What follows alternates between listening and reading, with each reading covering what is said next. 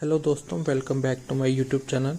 तो आज मैं आप सभी के लिए एक न्यू वैकेंसी की जानकारी लेकर फिर से आ गया हूं, जो कि है इंडियन ऑयल कॉरपोरेशन लिमिटेड की ओर से। तो इसमें कौन सी पोस्ट रहने वाली है और उसके लिए कितनी एज रहेगी, क्या क्वालिफिकेशन रहने वाली है, सैलरी कितनी होगी एंड सिलेक्शन प्रोसेस कैसे होगा, तो इसके बारे में मैं आज आपको डिटेल में जानकारी देने वाला हूँ। तो इसी तरह मेरे चैनल पर बने रहें और जानकारी से पहले जो भी कैंडिडेट इस चैनल पर न्यू हैं वो इस चैनल को सब्सक्राइब कर लें, ताकि इसी तरह आपको बाकी जॉब नोटिफिकेशन के बारे में भी जानकारी मिल सके। तो चलिए बात करते हैं इस वैकेंसी के बारे में। तो इसमें जो है वो ट्रेड टेक्नीशियन और ग्रेजुएट अप्रेंटिस के लिए जो है वो रिक्रूटमेंट निकाली गई है। इसमें टोटल मिला के 523 वैकेंसी रहने वाली है आपकी। एंड जॉब लोकेशन जो है वो आपकी रहने वाली है दिल्ली, हरियाणा, पंजाब, चंडीगढ़, हिमाचल प्रदेश, जम्मू कश्मीर, उत्तर प्रदेश एंड राजस्थान एंड उत्तराखंड। तो ऑनलाइन डेट जो है वो 12 सितंबर से शुरू हो चुकी है एंड लास्ट डेट इसकी फॉर्म भरने की जो है वो है 11 अक्टूबर। तो जल्दी से जल्दी इस फॉर्म को भर दें। तो नेक्स्ट आप इसमें चेक कर सकते हैं कि कौन सी लोकेशन के हिसाब से कितनी आपके पास पोस्ट वैकेंसीज रहने वाली हैं टोटल मिला के, एंड कौन सी कैटेगरी के लिए कितनी वैकेंसीज है, सारा इसमें दिखाई दे रहा है आपको। सबसे पहले है दिल्ली के लिए टोटल मिला के आपके पास 80 वैकेंसीज हैं। हरियाणा में आपके पास 64 वैकेंसीज रहने वाली हैं। पंजाब में आपके पास टोटल मिला के 56 वैकेंसीज हैं। नेक्स्ट एचपी में आपके पास टोटल मिला के 7 वैकेंसीज रहने वाली हैं।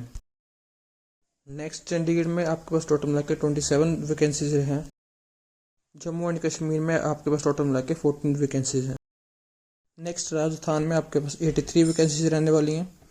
उत्तर प्रदेश में आपके पास 167 वैकेंसीज रहेंगी एंड उत्तराखंड में आपके पास 25 वैकेंसीज रहेंगी। तो अब बात करते हैं क्वालिफिकेशन की। तो इसमें सबसे पहले ट्रेड अप्रेंटिस में फिटर के लिए जो है वो आप 10th पास होना चाहिए, प्लस आपके पास रेगुलर फुल टाइम 2 ईयर का ITI फिटर में आपका कोर्स होना चाहिए, जो कि NCBT या SCBT से रिकॉग्नाइज होना चाहिए। नेक्स्ट इसी में इलेक्ट्रीशियन में भी आप 10th पास होना चाहिए, प्लस आपके पास 2 ईयर्स का ITI इलेक्ट्रीशियन में फुल टाइम कोर्स होना चाहिए, जो कि NCBT या SCBT से रिकॉग्नाइज हो। नेक्स्ट आते हैं इलेक्ट्रॉनिक्स मैकेनिक्स में। इसमें भी आप 10th पास चाहिए with regular full time 2 year का ITI सर्टिफिकेट होना चाहिए, आपके पास कोर्स होना चाहिए आपके पास इलेक्ट्रॉनिक्स मैकेनिक्स में, जो कि NCBT या SCBT से रिकॉग्नाइज होना चाहिए। नेक्स्ट इसी में ही इंस्ट्रूमेंट मैकेनिक्स में भी आप 10th पास होने चाहिए। 2 साल का आपके पास ITI का कोर्स होना चाहिए इंस्ट्रूमेंट मैकेनिक्स में, जो कि NCBT या SCBT से रिकॉग्नाइज हो। नेक्स्ट आता है मशीनिस्ट में। इसमें भी आप 10th पास होने चाहिए, प्लस आपके पास 2 साल का ITI मशीनिस्ट में आपके पास कोर्स होना चाहिए, जो कि NCBT या SCBT से रिकॉग्नाइज्ड हो। नेक्स्ट है टेक्नीशियन अप्रेंटिस में।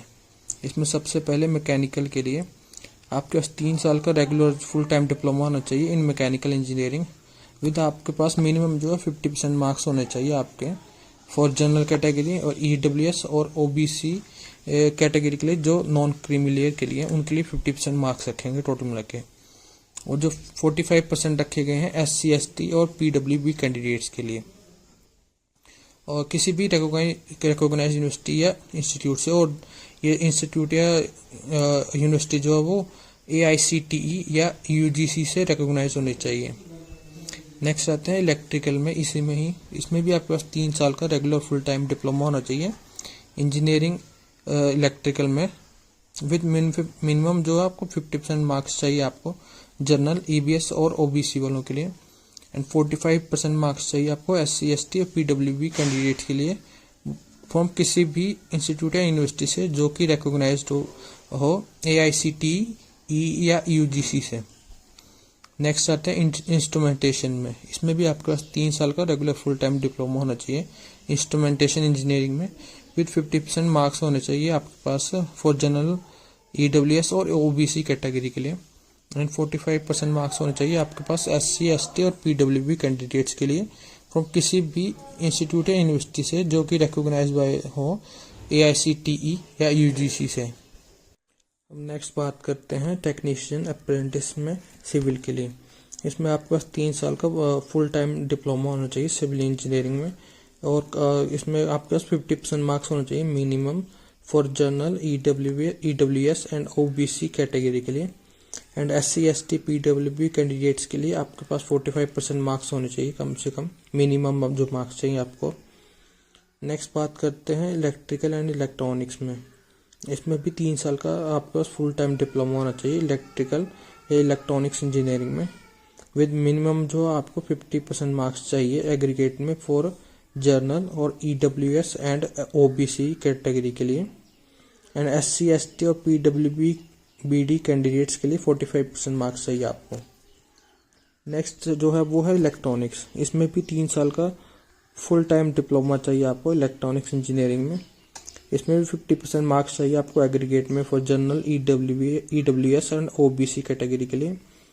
45% मार्क्स चाहिए SC/ST PWB/BD कैंडिडेट्स के लिए इसमें भी।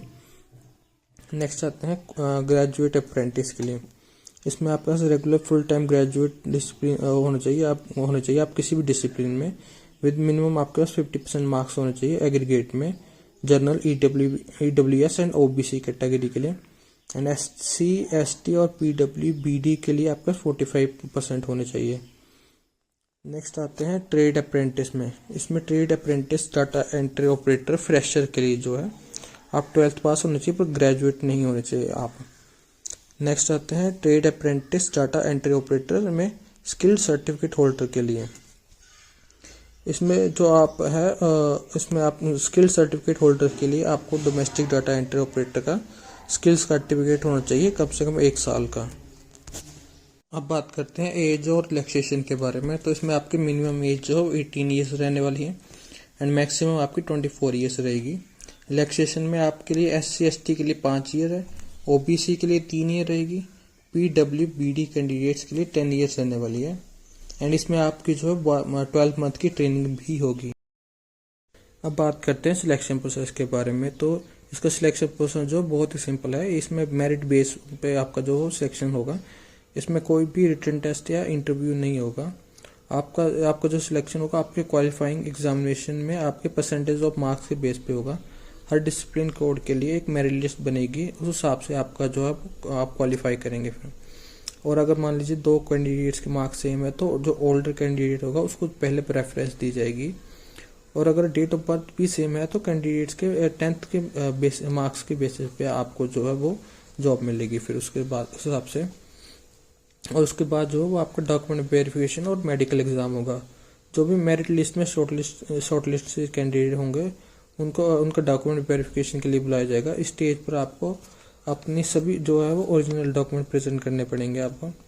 और फिर डॉक्यूमेंट वेरिफिकेशन के बाद आपको प्री एंगेजमेंट मेडिकल एग्जामिनेशन से भी गुजरना होगा, ताकि ये इंश्योर हो सके कि आप जो है वो फिट हैं या नहीं।